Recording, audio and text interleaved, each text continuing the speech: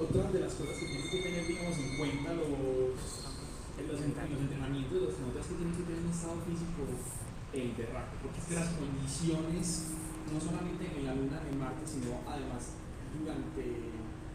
durante los viajes, son condiciones a las que el cuerpo no está acostumbrado. O sea, realmente no está acostumbrado para nada a condiciones, por ejemplo, de gravedad cero, de microgravedad, en donde uno no siente un jalón, o sea, uno no siente como que está puesto sobre la tierra, sino que uno está flotando. Ese bajón de la montaña rusa, cuando vas así derecho en el Parque Norte, todo el tiempo. Tienes que dormir así, tienes que comer así, tienes que bañarte así, etcétera. Todas tus funciones diarias tienes que trabajar así, con el vacío en el estómago que te haría como si estuvieras bajando la montaña rusa más larga de la historia. Yo tengo entendido que los entrenamientos que hacen en la NASA son, digamos, bajo el agua. Como que esa flotabilidad que genera el agua hace que, digamos, uno sienta de alguna forma esa falta de gravedad que le está jalando para algún lado, pero eso como que es complicadísimo. Otra cosa que también es súper interesante, que es una de las experiencias más... sí, las aceleraciones del despegue o del aterrizaje, que son, bueno, más que todo el despegue, son las más fuertes. Pero yo iba a decir otra que me impresionó una vez, y es ya cuando salen de la nave, ¿sí? Digamos que son una estación espacial internacional, o cuando están en la Luna, en donde no hay presión atmosférica, o si en alguna llegamos a Marte, donde ¿cuál es la presión en la atmósfera de Marte? Como es una cojonésima. Es casi nada. O sea, es una miseria. No sé así, no me entero. Lo no me nota de examen, tan importante. Una cojonésima. La cosa es que nosotros estamos acostumbrados a movernos con presión atmosférica. Nosotros allá vamos a tener que, bueno, para las personas que vayan allá van a tener que tener unos trajes. Los trajes adentro van a estar presurizados con la presión atmosférica a la que nuestro cuerpo está acostumbrado, pero afuera de los trajes la presión es prácticamente nula. Eso significa que mover la mano, o sea, literalmente hacer un puño con ese traje es realmente complicado. La fuerza y el estado físico que necesitan los astronautas para coger una herramienta y apretar un tornillo, por decir algo, o coger una roca, literalmente llegar y doblar los dedos así, con los guantes siendo personal, es una sensación de que tienes que ser, es complicado. O sea, la fuerza que tienen que tener, no tanto la fuerza, es el rendimiento físico, el estado físico que tienen que tener para estar todo el tiempo en esas condiciones es absurdo. Entonces, los entrenamientos que tienen, o sea, esta chica que Alison Carson, sí, que va a ser la primera chica que va a ir a la primera persona que va a pisar Marte, lleva haciendo campamentos en la NASA desde que tiene, ¿cuántos años ahorita? Como 3 años, pues, o algo, o sea, como que quiere ser astronauta desde que tiene memoria, y es la única persona del mundo que ha hecho todos los campamentos de la NASA para entrenarse para ser astronauta. O sea, es impresionante, los entrenamientos son increíbles. Sí. Como decías, los entrenamientos bajo el agua, estamos hablando de una piscina gigantesca en la que tienen ejemplos de módulos, naves y son buzos alrededor del astronauta con su traje completo, tratando de que mueva un destornillador. Una herramienta tan sencilla como un destornillador en el espacio se nos vuelve de una complejidad impresionante. Entonces esta chica no solamente tiene que entrenar en la piscina, manejo de herramientas y en la nave para sentir un poco la microgravedad. Aparte de eso, tiene que entrenar en el cometa del vómito, que es un avión que te hace una subida vertical muy fuerte y luego empieza a caer. Entonces ahí sientes ese vacío durante varios minutos. Entonces, aunque estás sintiendo presión atmosférica, estás sintiendo microgravedad, poca gravedad. Entonces tenemos que si hay presión atmosférica o no hay presión atmosférica, que si tenemos gravedad o no tenemos gravedad, o tenemos demasiada gravedad, que es lo que nos sucede con el despegue. Que si tenemos que reparar algo por allá y no tenemos repuestos, que toda clase de cosas. Incluso se espera que los profesionales que vayan a las diferentes misiones espaciales, sobre todo a la misión de Marte, sean profesionales multidisciplinarios, que puedan reparar varias cosas al mismo tiempo. digamos que, bueno, Alisa, ya sabemos que Alisa va a ser pues como el primer humano en llegar a Marte, pero yo estaba leyendo en estos días algo que me pareció muy bonito y es como la posibilidad, bueno, nosotros también de alguna manera estamos creando inteligencia artificial y hay quienes dicen que esa exploración o esa conquista del humano, de nuestro sistema solar y del resto del universo, no necesariamente va a ser con organismos biológicos, sino con esa inteligencia artificial que nosotros en este momento estamos desarrollando. ¿Qué piensan ustedes de esa posibilidad? Creo que Sara es la persona para responder esa pregunta. Me atacan. Bueno, y te cuento que hasta ahora hemos venido utilizando lo que llamamos el robot biológico, ¿cierto? O sea, el ser humano. ¿Por qué? Porque aguanta, porque improvisa, ¿cierto? Porque es la inteligencia artificial o natural más complicada que conocemos, porque una visión como la del Apolo 13 no hubiera podido sobrevivir si no hubiera estado tripulada con robots humanos. Entonces, sí, robots humanos que llamamos. No, ese término nos lo robamos de Chernobyl.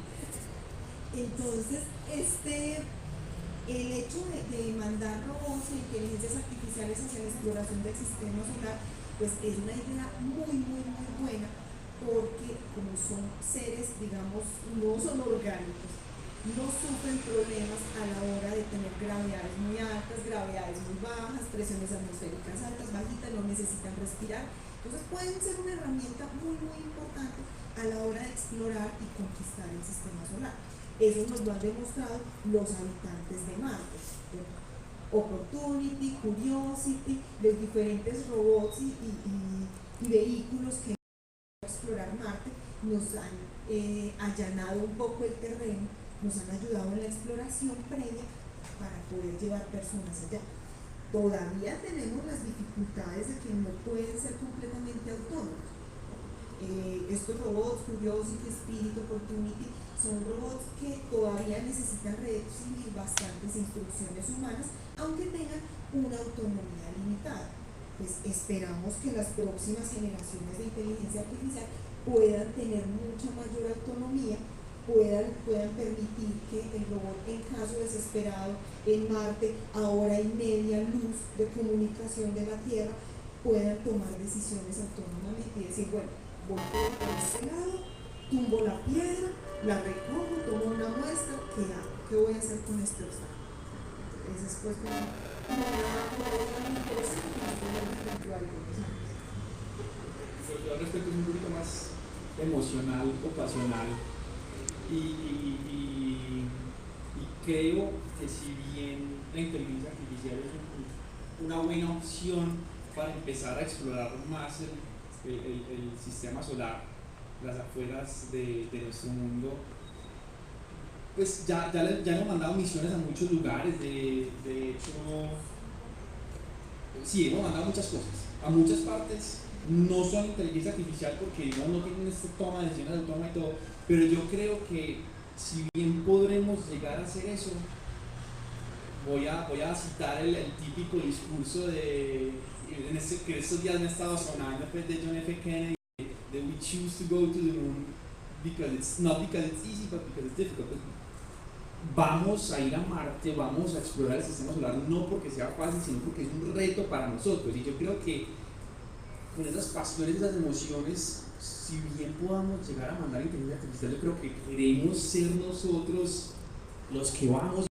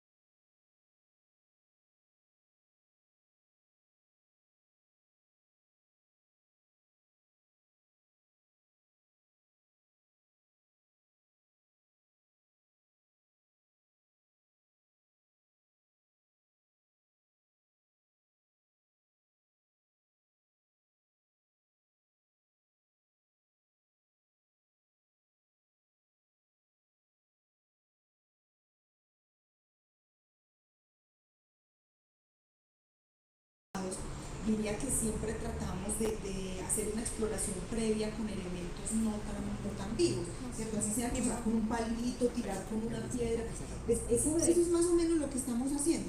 Cuando llevamos estas inteligencias artificiales, estos robots a Marte o a Júpiter o al cinturón de asteroides o más allá de Neptuno, pues lo que estamos haciendo es tirar una piedra y ver si el agua está aquí. Y ya después ahí sí nos tiramos nosotros, pero nos tiramos porque nos tiramos. Yo lo que espero es que no mandemos seres vivos antes de humanos. Como si pasó hace 50 años, hace más de 50 años que mandábamos eso, ¿cómo se llama? Pues, Laika, que era un perro ruso callejero, encontraron varios, un montón, le hicieron pruebas y la que mejor sobresalió en las pruebas fue Laika y la mandaron sabiendo que se iba a quemar vivo. Yo espero que ya eso deje eso. Yo tengo una historia más optimista al respecto, la historia de Felicet. Felicet fue la primera gata en el espacio. La envió un programa espacial francés que después de eso, no sé por qué no siguieron progresando, de verdad que les fue muy bien. Y efectivamente hicieron algo similar que con Laika, tomaron algunos gatitos callejeros, hicieron entrenamiento con ellos, les hicieron pruebas de astronautas super tiernos, les instalaron unos chips para tomar medidas de su actividad cerebral, y la que ganó todas las pruebas fue Felicet. Efectivamente la enviaron, pasó 15 minutos en órbita, regresó y vivió una vida feliz dentro del laboratorio mientras decían usted cómo sobrevive. Eso sí lo apoyo. Eso sí lo apoyo, el hecho de que el animalito regrese vivo. Un tema que también me parece muy interesante como por las implicaciones que hay detrás es nuestra búsqueda de planetas habitables. Incluso cuando todavía no tengamos cómo llegar, ya los estamos identificando. ¿Cómo ha sido esta exploración? ¿Cuál es el tal índice de similitud con la Tierra? ¿Por qué? ¿Cómo? Claro. Llevamos, hasta el momento se han encontrado más de 4.000 planetas extrasolares, es decir, más de 4.000 planetas que no orbitan al Sol, sino que orbitan otra estrella o que no tienen estrella, pero esos son muy pocos. La verdad es que el dato no me lo sé, no sé cuántos de esos más de 4.000 son habitables o están en la zona de habitabilidad. ¿Se la sabe el dato? Creo que lo acabamos de ver. Sí, cuando lo acabo de ver, dentro de los íbamos en más de 10.000 sospechosos del solar. Ya de cuenta de las misiones Kepler, los estudios que se han hecho desde telescopios grandes como Hubble, por ejemplo, el telescopio espacial, el telescopio muy grande en el Atacama en Chile, pues ya hay más de 10.000 sospechosos de ser planetas por fuera del sistema solar. Y lo que antes creíamos que era que en otras estrellas, de más que no había planetas, ¿por qué no? Porque nosotros somos muy bonitos. Resulta que somos especiales, como un niño nunca cambia. Resulta que parece ser que la norma es que en cuanta estrella veamos va a haber planetas. Dicen que promedio 2. Es un promedio hasta 2 planetas por estrella. Entonces ya nuestra idea es buscar un montón de parámetros que es lo que determina el índice de similitud a la Tierra. Uno de ellos es, por ejemplo, si el planeta está o no está en zona de habitabilidad.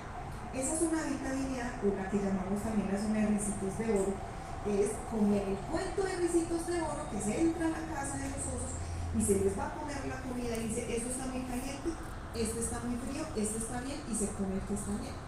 Cualquier estudioso de astrobiología que llegara a la casa de los tres osos vería que el plato muy caliente y el plato muy frío no se comieron, pero el plato que estaba tibio sí se lo comieron.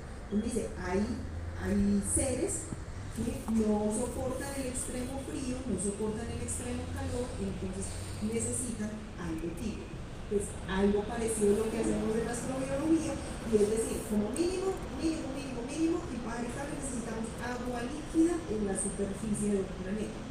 Entonces, ¿cuáles son? Por lo menos para que exista la posibilidad de vida como la conocemos. O sea, nosotros casi siempre buscamos lo que conocemos porque es de lo que sabemos. Pues sí, como meter en unos líos, pero sí, básicamente el agua como solvente universal permite reacciones químicas que no permiten otros medios. Entonces, por eso buscamos agua líquida. Más allá de cómo es nuestra química, de cómo es nuestra genética, de cómo es nuestra biología, buscamos un medio que permita hacer reacciones químicas muy complejas, como lo que es el agua. Entonces, para encontrar agua líquida, no podemos estar demasiado cerca de la estrella porque hace demasiado calor y se nos evapora inmediatamente. No podemos estar demasiado lejos de la estrella porque se nos congela y no nos puede hacer unas buenas reacciones químicas. Entonces buscamos como esa zonita de ahí, y ese apenas es uno de los factores. Tenemos, por ejemplo, el tamaño del planeta. También sobre el tamaño, la cosa es que la forma en cómo detectamos planetas extrasolares es muy interesante, y es que no los vemos directamente. La cantidad de planetas extrasolares de los más de 4.000 que ya sabemos que hay, que hemos visto, es mínima. La forma en cómo vemos los planetas extrasolares es a través de hay dos muy particulares. Los primeros planetas que encontramos fue a partir del movimiento de su estrella. Cuando veíamos que la estrella se tambaleaba, nuestro Sol se tambalea. Nuestro Sol no es el centro del sistema solar. El centro del sistema solar es un punto que está un poquitico afuera del sistema solar. ¿Por qué? Porque Júpiter es muy masivo. Es una milésima parte del Sol, pero es lo suficientemente masivo para, así como Júpiter anda alrededor del Sol, el Sol anda alrededor de un puntico que queda por fuera del Sol. El Sol se tambalea. Y ese tambaleo que hemos visto en otras estrellas nos ha permitido saber que entonces tiene que haber planeta, porque los soles, las estrellas no se tambalean por sí solas, se tienen que tambalear porque hay otro cuerpo, digamos, molestándolo. Alguien los tiene que tambalear. Entonces, esa es una de las formas que sabemos que hay planetas. Es que esa forma de encontrar planetas nos encuentra planetas muy masivos, muy grandes, peores que Júpiter. Entonces, pues Júpiter caliente. Júpiteres calientes, los llamamos Júpiteres calientes porque además de que son muy grandes, están muy cerca de su estrella. Para que se tambaleen más, o sea, nosotros detectamos más fácilmente los que más se tambalean. Y para que se tambaleen más, tienen que ser planetas muy grandes y muy cercanos. En esos planetas sería muy difícil encontrar vida, porque lo más probable es que pues vida o posibilidades de vida, porque están demasiado cerca del planeta y porque serían serían tan masivos que serían gaseosos como Júpiter. Nosotros no podríamos encontrar así como agua líquida en la superficie de Júpiter porque Júpiter no tiene superficie, pero podríamos tener esperanza que estuvieran girando alrededor de esos gigantes gaseosos siempre y cuando estuvieran en la zona de agua líquida.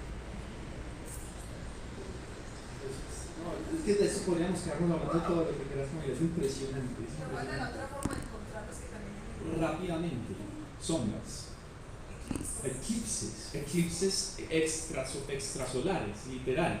Cuando digamos pasa, si daras del Sol, yo soy la Tierra y pasa, daras una estrella, yo soy la Tierra y pasa por acá un planeta que está orbitando a Dara, la luz que nos llega de ella nos hace sombra, entonces de los planetas, por esa sombra ya entendemos también cómo es el movimiento de las estrellas.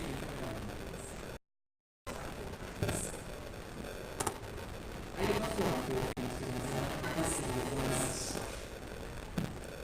tenemos una pregunta de nuestra audiencia. Melissa Muñoz pregunta: ¿qué tanto afectaría el cambio atmosférico sobre la mecánica de los robots que enviamos al espacio?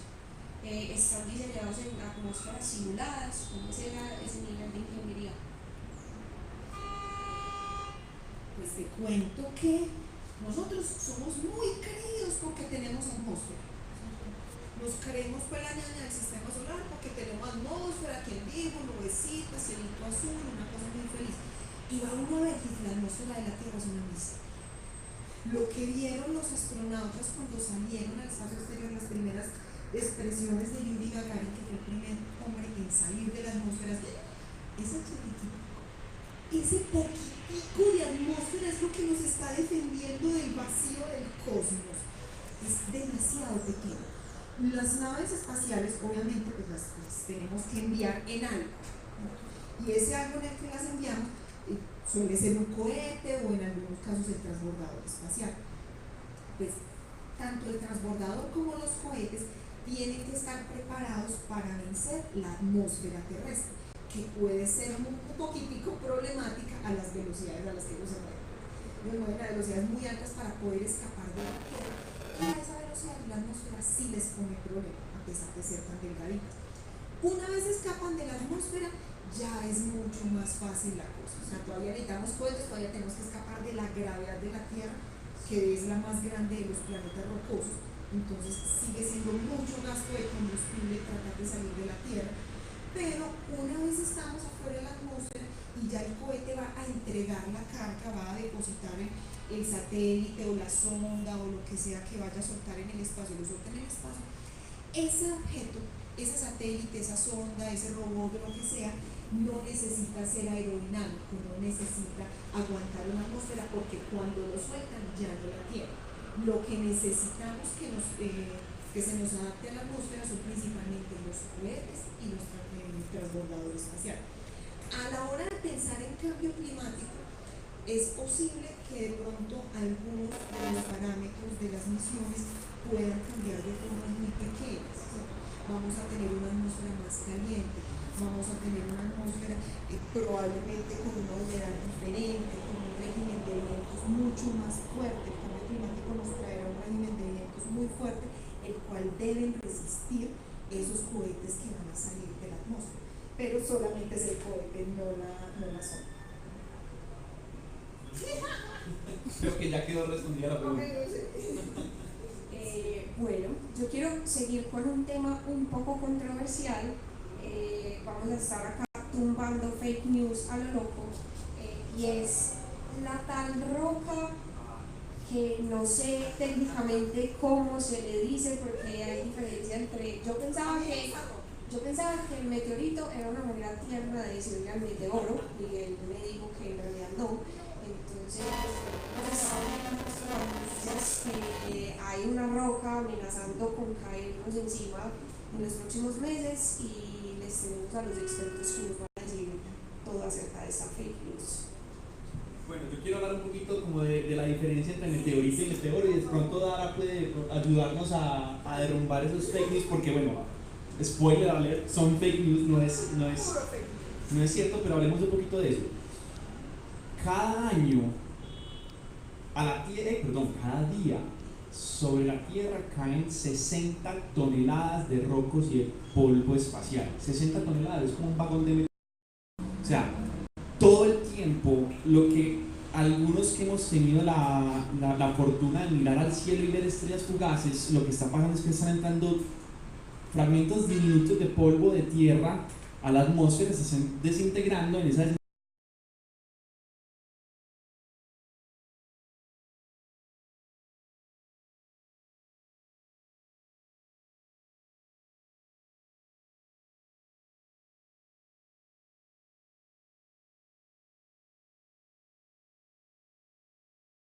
meteoro. El meteorito es la roca que no se alcanza a desintegrar y logra llegar a la superficie. Simplemente como que diferenciamos estas cosas. Entonces el meteorito es esa roca que podemos decir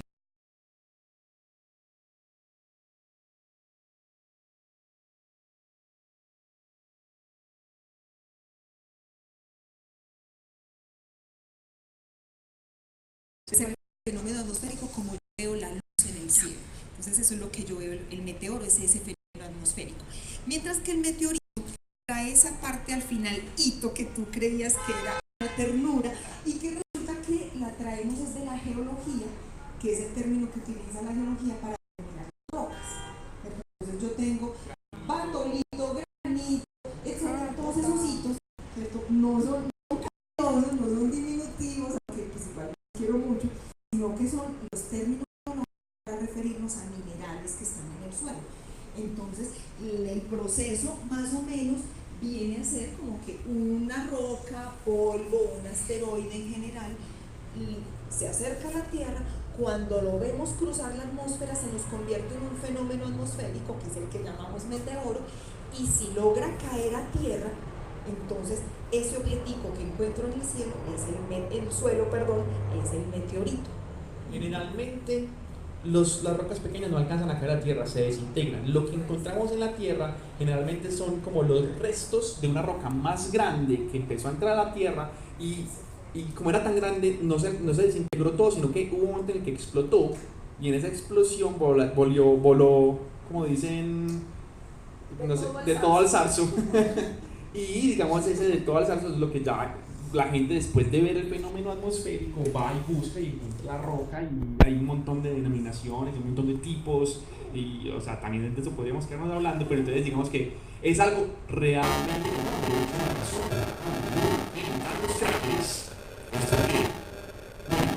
varias razones. En particular, hace como 4.000 millones de años hubo una época del sistema solar que llamamos el bombardeo tardío, donde todavía las cosas no se habían terminado de formar y la luna, sin tener atmósfera, recibió golpes, pero por montones, un montón, y en la Tierra también hay, un montón de cráteres, pero no tantos con la Luna porque tenemos la atmósfera, y matas que crecen sobre ellas y todo, y agua que les pasa por encima. En la Luna no, y por eso vemos tanto. De hecho, en la Luna, si no estoy mal, caen como 2 rocas cada hora en promedio. Pues es una cosa, 2 rocas grandes cada hora en promedio, es una cosa. Eso pasa todo el tiempo. Entonces digamos que esa es una primera razón para no tenerle tanto miedo generalmente a esas noticias. No quiere decir que no haya un riesgo. Sí hay rocas cercanas a la Tierra que tenemos identificadas y que son potencialmente peligrosas, pero que estamos monitoreando todo el tiempo. También hay rocas que no tenemos identificadas, que sabemos que hay, que no tenemos identificadas, y que por eso tenemos que tener, digamos, programas que nos ayuden a seguir mirando hacia el cielo. Sí, pero no es tan apocalíptico como la mayoría de la gente lo piensa. Te cuento, incluso hay iniciativas de ciencia ciudadana. Esto es algo en lo que los astrónomos aficionados, sin tener un telescopio, ni siquiera unos binoculares, solamente con una aplicación de celular y un poquito de tiempo libre y de ganas y de cariño por este asunto, pueden rastrear asteroides peligrosos para la Tierra. Es un esfuerzo en el que podemos colaborar todos para protegernos a todos, porque, como decía Miguel, pues ahí hay un hueco. Nosotros sabemos que los objetos muy pequeños que caen a Tierra, pues no son peligrosos porque se queman en la atmósfera. Los objetos muy grandes los podemos vigilar fácilmente, pero hay un área gris ahí de objetos que no son muy grandes como para detectarlos fácilmente, pero que sí son lo suficientemente peligrosos, que si caen cerca de una población, pues pueden destrozar vidrios y pueden, qué sé yo, lastimar los oídos de la gente pues en su caída, y pues hacer algunos daños dependiendo de dónde caigan. Estamos ahí pues como en esa convocatoria de la gente. Sí, hombre, si te gusta la astronomía y si sientes que quieres colaborar con esto, ayúdanos a rastrear asteroides. Ayúdanos mediante una aplicación de tu celular, no necesitas de verdad ningún equipo. En cuanto a los famosos objetos, ya tenemos rastreados algunos que sabemos, fulanito viene tal día, peranito viene tal día, este otro viene dentro de no sé cuántos años. Esos los tenemos muy bien rastreados. Hay páginas en la NASA, en la Agencia Espacial Europea, en otras agencias que hacen un rastreo de los objetos que van a pasar cerca a la Tierra en un futuro cercano. Y pues uno puede estar revisando estas páginas permanentemente. De hecho, cuando escuché la noticia en la cadena de WhatsApp de la tía diciendo, mira, es que en octubre no sé qué va a caer, y yo dije, busquémoslo, es que no pasa nada ni suficientemente cerca. O sea, en octubre pueden pasar, ponle tú, unos 10 objetos de más de 100 metros de diámetro, estamos hablando de objetos suficientemente peligrosos. Pueden pasar bastantes objetos cerca a la Tierra. Cerca a la Tierra es un eufemismo, el espacio es tan grande. Más o menos como a 3 billones de metros, pues a 10 veces más lejos de lo que está la Luna. Exacto. Y la Luna está muy lejos. O sea, nos decimos, mira, este pasó cerquitica, por ahí 5 veces a la distancia de la Luna. Decimos, ay, mira, pasó cerquitica, qué emoción. cuando va a pasar un objeto suficientemente grande a una distancia igual a la de la Luna o un poco menor, Ahí sí. pues no, Ya- incluso estamos, es como, ahí, saquemos el telescopio a ver si se puede ver. Es chévere. A ver si se puede ver, o sea, Es bonito. es más la esperanza que tenemos de poder verlo que el riesgo de un impacto. En ese momento, de hecho, sabemos que en el 2029 va a pasar un asteroide que reconocemos muy bien, un asteroide muy grande, muy cerca, creo que son como 30.000 kilómetros de distancia.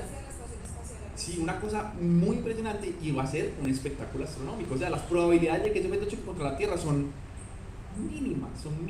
Eso va a ser muy bonito. O sea, todo, dicen, hasta el momento los cálculos dicen que se va a ver alrededor, que lo mejor es que se va a ver en Holanda. O sea, ya empiecen a ahorrar para ir a Holanda a ver un asteroide pasar cerca. No es algo a lo que hay que tenerle miedo si sabemos. ¿Cierto? Es como todo, si estamos lo suficientemente informados, el miedo desaparece. Bueno, ya saben, fake news, no renuncien a su trabajo, no echen al novio todavía tenemos aquí para rato. Bueno, tenemos otra pregunta del público. Esteban Lopera nos pregunta si hay conocimiento de alguna superficie fuera del planeta donde podamos cultivar alimentos o cuál podría ser el futuro del cultivo en caso de que la Tierra no dé para más. Yo creo que eso también es para... Yo quiero decir algo. A mí algo que siempre me gusta decir cuando estoy con Dara, y es que Dara es tal vez la persona más ñoña de Medellín que yo conozco. Entonces Dara no solamente sabe mucho de ciencia, sino que también sabe mucho de ciencia ficción, de ciencia ficción al respecto de esa película hay demasiadas cosas. Digamos que son ficción solo porque no han pasado, no porque no puedan pasar. Y entonces esa es la parte interesante de la ciencia ficción de la cual ella es tal vez la persona de Medellín que... Yo soy probablemente la persona más ñoña que yo conozco. Bueno, pues te cuento, tirémosle a la ficción. Hace poco aparece un libro acerca de la colonización de Marte que fue transformado en película. Pues el libro se llama The Martian, El Marciano, de Andy Weir, ¿cierto? Es que ese es el ejemplo perfecto para eso. Fue lo que pensé, pero yo dije... Claro. Entonces, en el libro, pues la película con Mark Wahlberg, básicamente es rescatando a Mark Wahlberg en Marte. Hay todo un género de películas de rescatando a Mark Wahlberg. Pues entonces, el pobre se queda varado en Marte, ¿cierto? Hubo unas fallas de cálculo en la misión original y el régimen de vientos de Marte obliga a la tripulación a cortar misión y escapar del planeta, pero les toca dejar a un compañero que por suerte es botánico. Entonces él dice: a que siembro cosas en Marte. ¿Qué pasa? El suelo marciano puede estar compuesto en principio de los mismos minerales de los que está compuesto el suelo de la Tierra, porque pues todos estamos hechos del mismo sistema solar. Tenemos una composición de minerales muy similar, pero algo que ha sucedido en la Tierra a lo largo de los últimos 4.000 millones de años es un fenómeno que no ha sucedido en Marte, que es lo que llamamos vida.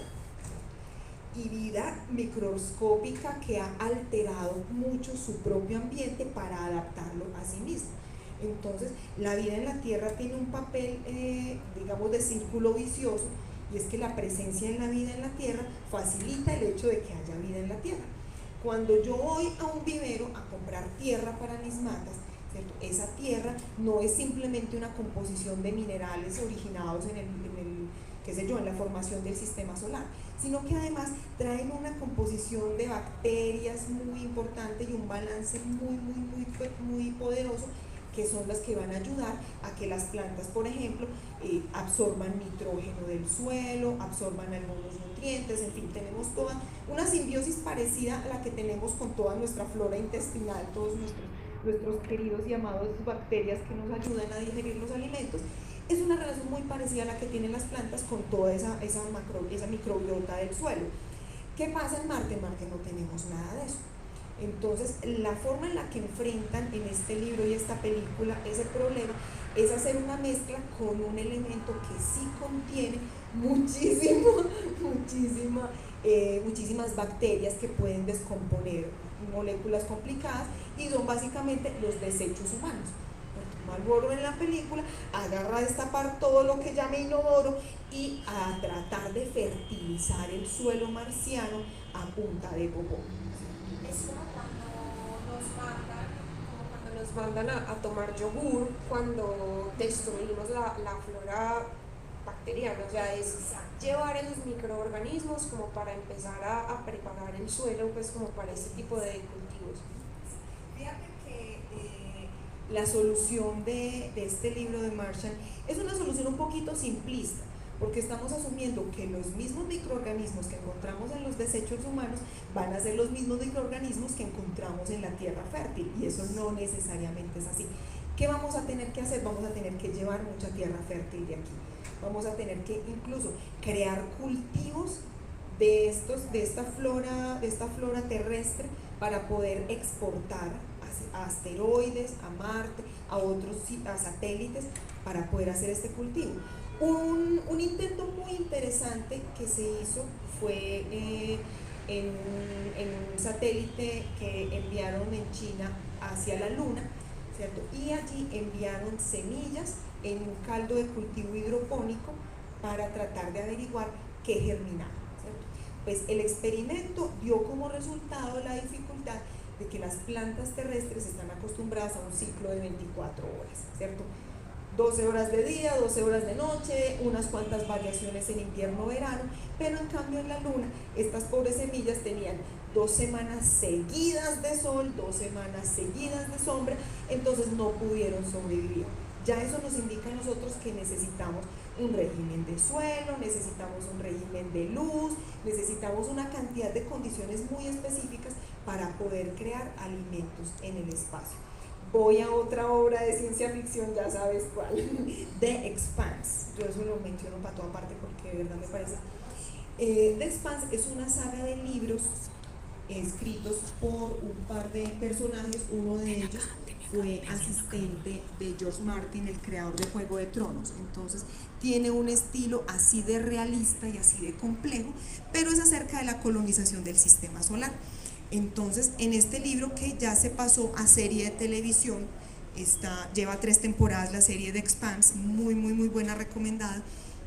En esta serie y en este libro, pues se hacen cultivos hidropónicos en la Luna, se hacen cultivos bastante interesantes en Marte y en estaciones espaciales, utilizando más o menos lo que te cuento, ¿cierto?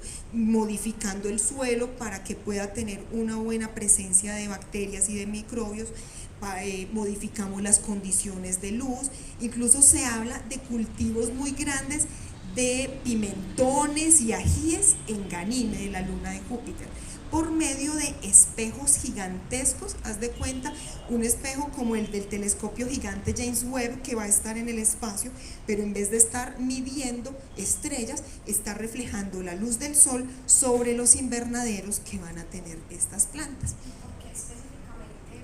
¿Por qué los pimentones y los ajíes? Resulta que esa familia de plantas es una familia muy resistente a condiciones de baja luminosidad y es muy adaptable a modificaciones genéticas.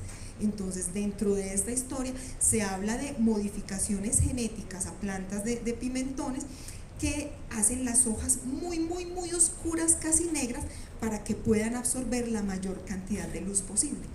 Otra opción para el cultivo en ambientes de muy poca luz, que son los que tenemos pues de Marte para afuera, es el uso de los hongos, champiñones, orellanas, todas estas cosas súper ricas que crecen en muy poca luz y crecen en ambientes de suelos pobres, incluso de nutrientes diferentes. Las orellanas, por ejemplo, te pueden crecer en ambientes nutritivos que no están pegados a la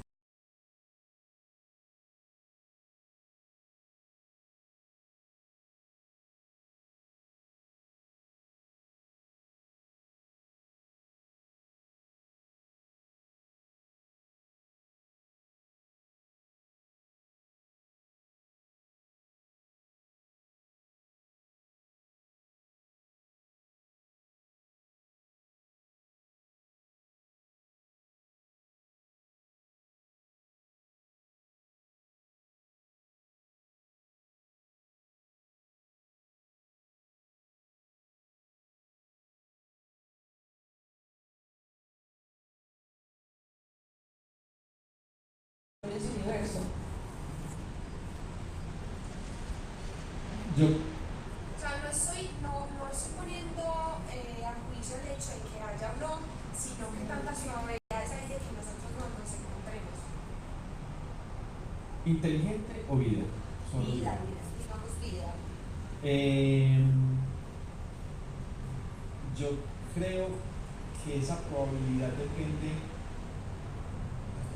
de nosotros como es, no sé cómo decir, como especie política. Entonces yo creo que depende de nuestra supervivencia. O sea, si logramos entender que somos una especie que no competimos contra nosotros, sino para nosotros, yo creo que la probabilidad es 100%. O sea, pero yo soy muy optimista. Yo soy increíblemente optimista. Yo creo, o sea, para mí sería. Hay un libro muy bonito de Carl Sagan, también un poquito de ciencia ficción, en donde dice que si fuéramos los únicos sería una pérdida de espacio increíble. Pues es absurdo, sería absurdo que no existiera vida en otro lugar del universo. Pero yo creo que si existe, yo no sé si es inteligente, nuestra edad no va a llegar, pero por lo menos en forma de microbios. O sea, yo me estoy soñando de las misiones, no a la Luna o a Marte, sino a las lunas de Júpiter o de Saturno, en donde sabemos que tienen más agua que la Tierra. O sea, la Tierra es 70% agua por la superficie, pero la cantidad de agua con respecto a la cantidad de tierra toda es apenas como menos del 1%. Es ridículo, mientras que la cantidad de agua en Europa, que es una de las lunas de Júpiter, es impresionante, sino que la superficie está congelada. Entonces, y es muy gruesa, entonces no hemos mandado todavía nada, porque todavía no tenemos la tecnología para perforar y saber qué hay abajo, pero me parecería demasiado raro que no hubiera nada. Sería, pues, me defraudaría. Entonces yo soy muy optimista y yo creo que sí, y que la posibilidad de que le encontremos depende, no es de que exista o no, porque yo creo que si logramos sobrepasar las diferencias que tenemos en este momento para seguir explorando el sistema solar y las afueras de este, las probabilidades son 100%. ¿Qué dice Dar? Yo también soy muy optimista, aunque discrepo en algunas posturas. Soy muy optimista, también creo que la probabilidad de encontrar vida por fuera de la Tierra es del 100%. Es más, tengo una confianza absoluta en la supervivencia de la humanidad con respecto a ella misma. Creo que la humanidad puede sobrevivir a ella misma. En este momento, pues ya todos sabemos, estamos en un momento álgido, en una coyuntura que es muy difícil, en la que estamos afectando tanto el clima de nuestro planeta que es posible que lo volvamos invivible para nosotros mismos. Y es ahí donde tenemos que sobrevivir a nosotros mismos. Para mí la solución siempre ha estado en las estaciones espaciales, siempre ha estado en las bases en diferentes planetas, en diferentes lunas, en diferentes asteroides. Yo estoy absolutamente segura de que la humanidad sigue adelante y sigue por fuera de la Tierra. Encontrar vida en otros planetas, en otras cosas, es simplemente cuestión de tiempo, de tecnología un poco. En eso se basan un poco nuestras misiones. Juno a Júpiter, que le está echando un ojito a Europa, precisamente.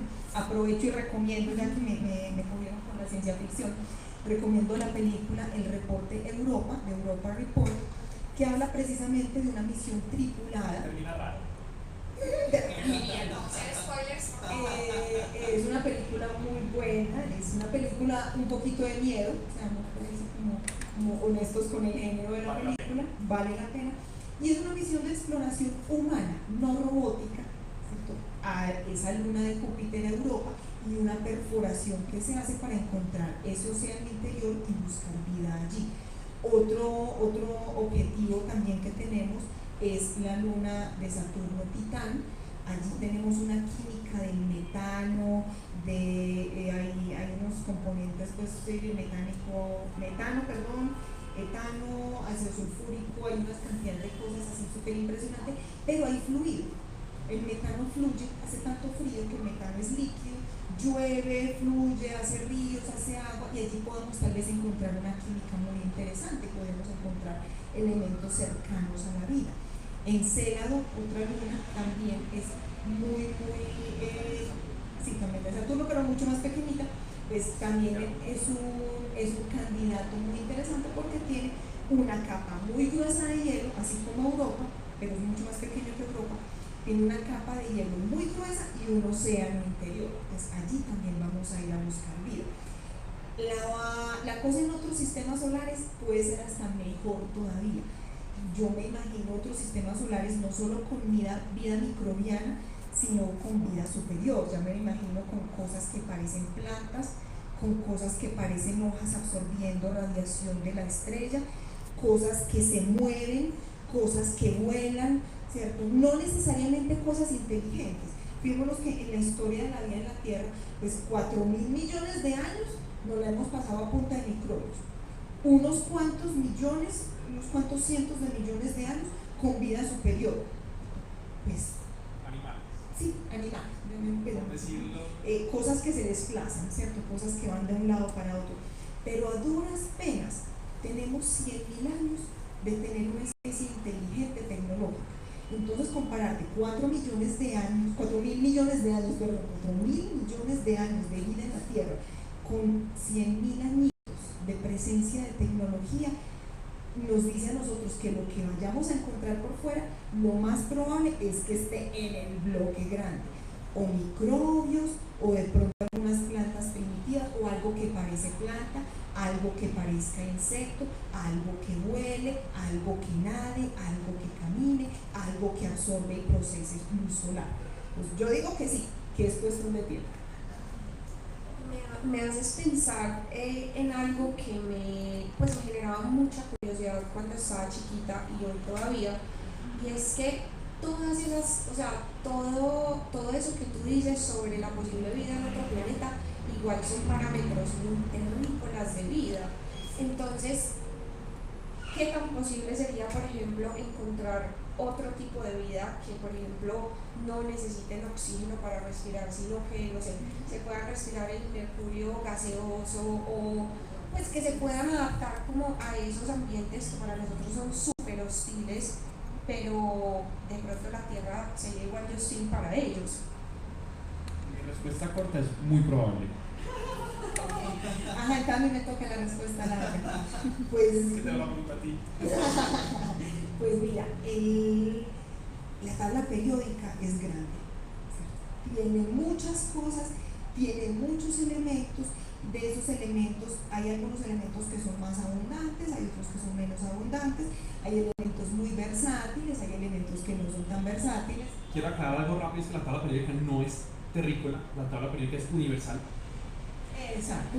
O sea, Hay elementos que estén en la Tierra que no estén en otras partes o viceversa, sí, pero los elementos son los mismos en todo el universo.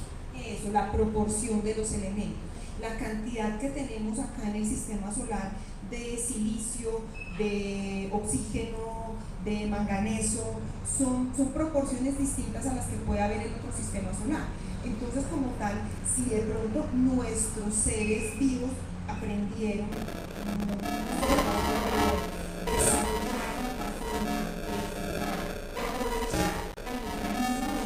hierro para fijar oxígeno y procesar oxígeno y quemar cosas. El oxígeno es un veneno. Cierto, el oxígeno es un veneno, el oxígeno nos quema todo el tiempo hasta que nos morimos. Entonces, Ahí está la dosis de esperanza. entonces si estos seres, digamos, logran aprovechar el hierro para transportar oxígeno, entonces por eso nuestra sangre es roja. Es muy posible que seres en otros sistemas solares que tienen proporciones diferentes de minerales, pues utilicen otros minerales diferentes para su procesamiento de energía como tal.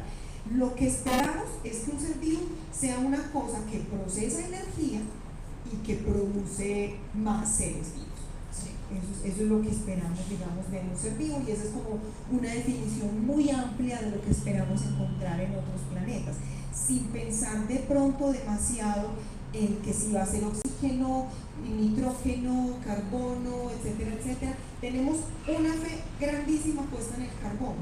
El carbono es el elemento de la tabla periódica que más fácil arma y desarma enlaces, que más fácil arma moléculas largas, aminoácidos, proteínas. Esa clase de moléculas largas no las encontramos en otros sistemas. Hemos detectado aminoácidos en nebulosas, completamente en la quinta por las nebulosas que quedan cerca al centro de la galaxia. Hemos detectado las moléculas que dan el olor de la frambuesa.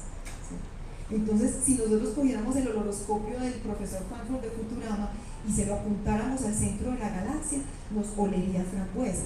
Pero esa es una molécula muy compleja de carbono. Y nosotros vemos que en la galaxia y en el universo las moléculas más complicadas no las hace el carbono. Entonces nos toca hacer de tripas corazón y decirnos, bueno, parece que vamos a necesitar carbono. Entonces, una de las cosas, uno de los aspectos en los que estamos buscando vida en otros planetas, en otros sistemas, es ver qué tanto carbono tiene. Súper bueno.